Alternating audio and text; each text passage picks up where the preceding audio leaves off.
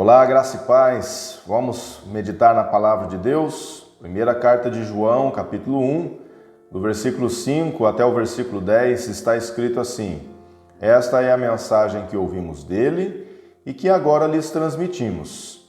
Deus é luz e nele não há escuridão alguma. Portanto, se afirmamos que temos comunhão com ele, mas vivemos na escuridão, mentimos e não praticamos a verdade. Mas se vivemos na luz, como Deus está na luz, temos comunhão uns com os outros, e o sangue de Jesus, seu Filho, nos purifica de todo pecado. Se afirmamos que não temos pecados, enganamos a nós mesmos e não vivemos na verdade. Mas se confessamos nossos pecados, Ele é fiel e justo para perdoar nossos pecados e nos purificar de toda injustiça. Se afirmamos que não pecamos, chamamos Deus de mentiroso e mostramos que não há em nós lugar para a sua palavra. Fica bem claro nesse texto, meus queridos, que em Deus não há erro e nem variação. Deus é o mesmo ontem, hoje e o será para todo sempre. E Deus é luz, e nós fomos chamados para viver também na luz. Agora, não é possível viver na luz, ou seja, ter comunhão com Deus, vivendo da maneira antiga. Nós precisamos fazer morrer a velha natureza. Embora estejamos num processo de reeducação, e por causa disso ainda cometemos muitos erros, muitas falhas, é possível não ser dominado pelo pecado. É impossível não pecar, mas é possível não ser dominado pelo pecado. Quando não somos dominados pelo pecado, isto mostra que estamos na luz. E existem ainda outros dois indicadores, conforme esse texto que nós lemos, que confirmam esta realidade.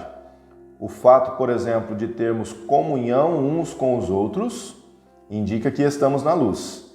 Se existe uma grande dificuldade no campo dos relacionamentos interpessoais, alguma coisa está errada, porque aquele que está na luz, ele tem prazer em ter comunhão uns com os outros.